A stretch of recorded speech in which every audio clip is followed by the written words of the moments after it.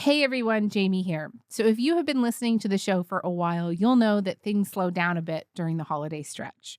We're going to run some encore episodes that we really liked from this year. We'll also run a few great episodes from other podcasts that our podcasting friends have made. If big news breaks, we've got you though. Have a great holiday.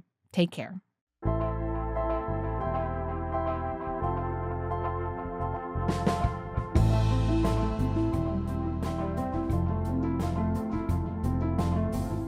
Right now, if I had money to burn, I could go online and put like $500 down on a wager about whether or not Canada will become the US's 51st state before July, or whether or not there will be an election before the new year, whether the US will ban TikTok before May 2025.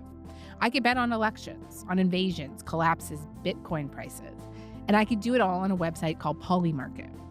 Polymarket is a, quote, prediction market that allows users to spend crypto to place bets on the likelihood of life events. Advocates of prediction markets, like Elon Musk, say that they're more accurate than traditional polling because people have to put their money where their mouth is. And during the US election, Polymarket gained notoriety because its odds on Trump winning outstripped some conventional political polls. But the site is not without controversy. Polymarket is illegal to use in the US. Researchers say that there is rampant wash trading taking place on the platform. And in November, the FBI raided Polymarket CEO Shane Copland's New York apartment. Today, we are talking to David Yaffe-Bellany. He's a New York Times reporter who has done a number of stories looking at Polymarket in detail.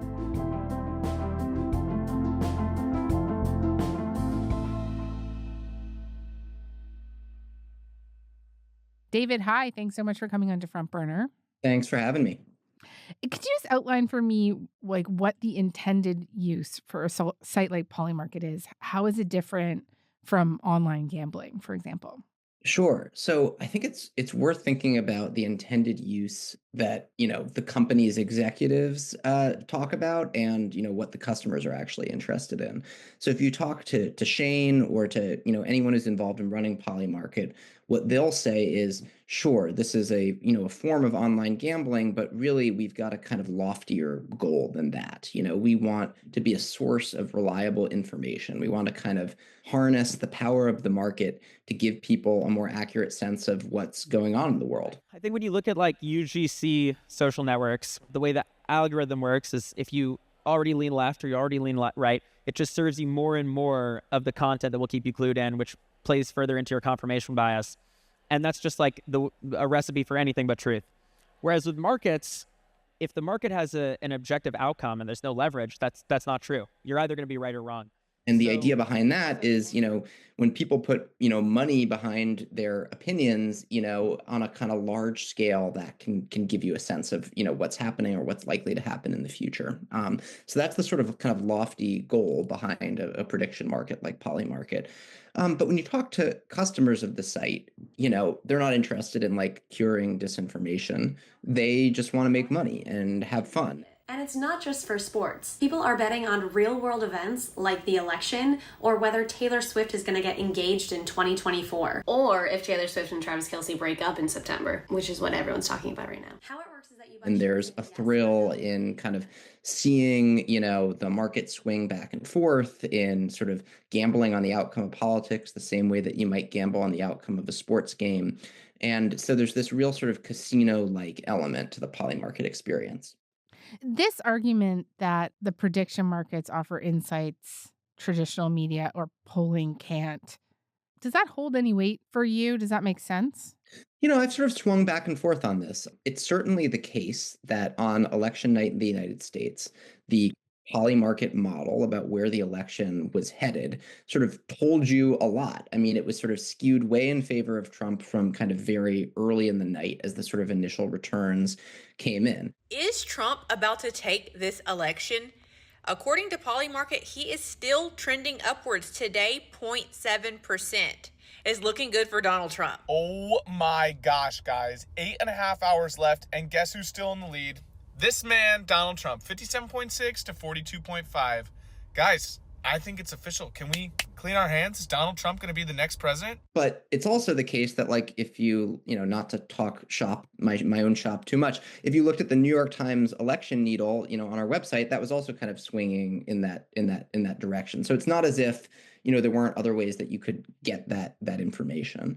And it's also the case that, what people are betting based on is to some degree polling. They're looking at the public polling that's out there, and then they're placing bets that are kind of an interpretation of the polling. So, is it a kind of radically new source of information? I'm not sure, but it does, give you a sense of what's going on in a kind of real time way that, maybe more traditional forms of kind of information lack.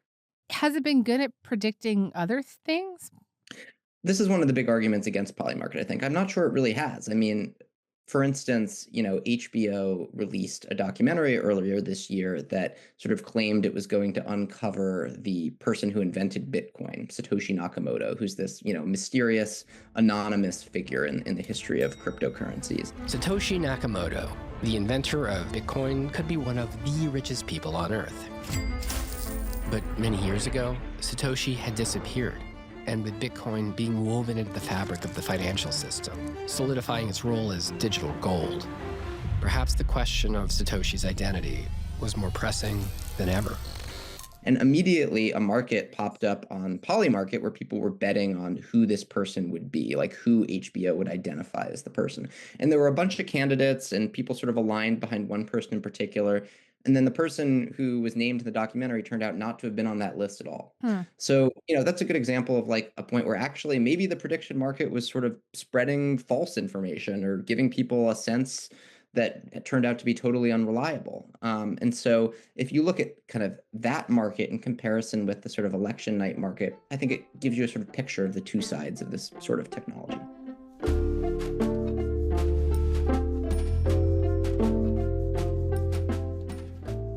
Polymarket is illegal for Americans to use, and why? Political betting in the United States is a very kind of murky legal area. There's kind of an ongoing fight about it. Polymarket was never officially registered with the kind of financial watchdogs in the United States. And it settled with one of those agencies, the Commodity Futures Trading Commission, back in 2022. And as part of that settlement, it agreed to pay a fine and to what's called geo-block users in the United States, create sort of online guardrails that prevented people based in America from using the service. Though I'm assuming that people have found workarounds, right? What are they? Yes. I mean, people can use VPNs to access the site. I mean, this is sort of an open secret. In my reporting, I spoke with a former employee of Polymarket who told me, within the company, it was an open secret that people could access it this way. If you go onto Polymarket's Discord, you can see people talking about VPNs and ways to evade these restrictions. People talk about it on other types of social media too. And so it's sort of well known that, you can, where there's a will, there's a way. And you can bet on Polymarket, even if you're based in the US. But, for fairness, I should add that, the company says that it's, working hard to prevent that, and that it's, instituted various security features designed to kind of block people from doing it. Okay. I wanted to ask you about this wash trading. So in the lead up to the American election, when Polymarket was seeing this spike in users, a pair of blockchain firms, Chaos Labs and Inca Digital, did separate investigations where they found something like a third of activity on the site was wash trading, which is this form of market manipulation in which shares are bought and sold repeatedly in order to create this false impression of activity. And so this was all reported by Fortune. What does it say about the site and how accurate the predictions are if as much as 1/3 of bets are some form of market manipulation? Yeah, and so one of the selling points of the site is, that it has a huge number of users and a lot of different people placing bets, based on the information that they have or the informed opinions that they've come up with. And so, the revelation that a bunch of the trading might essentially be fake is like concerning if, what the site's trying to do is, promote accurate information. Now, I will say it's like not entirely clear yet, the extent to which the wash trading was going on or, how it was actually affecting the odds on the site. It's also not totally clear what motive people had in like creating this sort of false impression that a lot of trading was going on. One theory is that, Polymarket has talked about, releasing a cryptocurrency of its own, that could be kind of traded. And, people are theorizing that, if they have an account on the site that's super active, then when that new cryptocurrency is released, they could get a bunch of it, essentially. Like they might be rewarded for their activity with a large allocation of the new token. And so that could be an incentive for customers to kind of create this fake frenzy of trading on the site.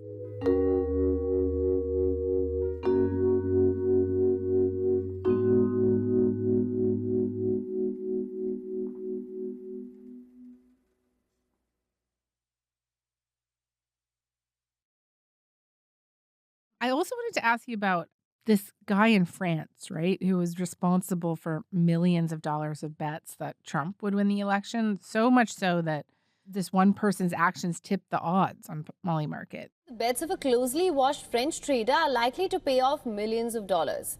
The French whale now stands to make over $48 million on his bets of a Trump win in predictions for the U.S. election outcome. How useful is the information we get from a prediction market if one person can have such an outsized impact? So there are two ways to look at this. One is, it raises big concerns about the accuracy of the odds because you've got a market that can be swung heavily in one direction or the other by the actions of a single person. And that person could have an incentive to manipulate the market in some way. But the other way of looking at it, and the argument that Polymarket would make, is, well, this is how, a market functions to some degree. And if somebody truly believes that this outcome is likely and is willing to put a huge amount of money behind it, then, that sort of makes sense. And the person might have good reasons. It could be the person has some sort of inside knowledge that, that isn't public that suggests that a certain outcome is likely. And, their bet is a way of communicating that to the world and sort of improving the accuracy of the odds. Right. In this case, this French whale was kind of quoted saying that he commissioned his own poll because he thought that there was a methodological flaw in the existing polling, and that based partly on that information that he had commissioned, he, came to this opinion and then made a bet based on it. And so, you could see Polymarket saying this is how our site is supposed to work. Right. And I mean, I'm just looking at an article from Bloomberg right now, and this guy made like $48 million, they say, on this bet. So it did really work out for him. Yeah, like just a colossal amount of money. Yeah. But there was also a huge risk involved. I mean, I think the guy came out and said that he had basically invested his entire liquid net worth in this bet. Wow. In November, the FBI raided Polymarket CEO Shane Copland's home. I mentioned this in the intro. They seized electronics, his phone. And just could you walk us through what happened there and what law enforcement might have been looking for? So based on our reporting, we understand that there is an investigation into, Shane being run out of the Southern District of New York, the U.S. Attorney's Office in Manhattan, which is, sort of one of the premier federal law enforcement bureaus in the country, and that the investigation is focused on this question of whether there are U.S. users illegally using Polymarket in violation of that CFTC settlement. And so our understanding is that was what prompted the raid. And what will happen now, I think, is unclear. Shane and Polymarket came out very strongly in a very sort of unusual way and said this was a politically motivated investigation because the site had given Trump an advantage in the election odds, in the lead up to November. Copland blaming the Biden administration for the raid, writing, "It's discouraging that the current administration would seek a last-ditch effort to go after companies they deem to be associated with political opponents." The people who are crazy enough to think they can change the world are the ones who do. Then posting this video, writing, "Polymarket called it. You called it. In the face of adversity, we build." I think certainly, if, Shane will be hoping that under Trump, this investigation gets quashed in some way. It's a serious legal threat. It's no joke when the FBI raids your house, obviously. And so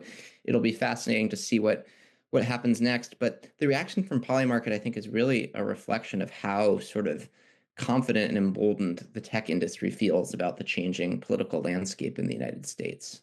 Right. You usually don't want to poke the bear and say, the FBI is corrupt, publicly when you're already in their crosshairs. But in this case, Shane did.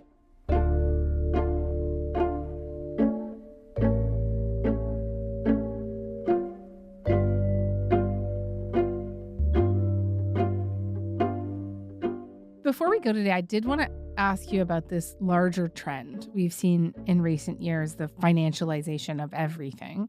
And from your perspective, how does Polymarket fit into that trend? Yeah, so this is something that has been a theme in my coverage of the crypto industry for years at this point. One of the sort of arguments that people in the crypto world make is that this is a technology that allows you to essentially give people financial stakes in all sorts of things. So for instance, if you're a big music nerd and you discover an artist that you're really interested in and who you think is going to blow up someday, in a different era, you could have just, listened to that person on Spotify. And then when they made it big, sort of felt good about your taste or whatever, or felt angry that, suddenly you weren't cool anymore. And the crypto argument is, oh, well, now you could buy stock in that person, essentially. Like, maybe you could use this kind of crypto technology to buy, a token for that artist, and then the token would rise in value when the artist kind of made it big. And, to some people, that's like a sort of amazing vision of the future. For other people, it is sort of it's a little depressing. Like, can't some elements of our culture, not be financialized in that way? Like, can't it just be kind of fun, beautiful, whatever? And Polymarket, I think, is an extension of that sort of vision of financializing the whole culture. It's not enough to have an opinion about what's going to happen in the election, and then to feel right if your opinion is vindicated. You can actually put money on it and financially benefit from it. And not just an opinion about the election. It could be an opinion about whether Taylor Swift and Travis Kelce will stay together, or who HBO will name as the inventor of Bitcoin. All of those kind of predictions that you might make in a group chat or a conversation with friends, you can now benefit from financially. David, this was great. Really interesting. Thank you so much for this. Thanks so much for having me.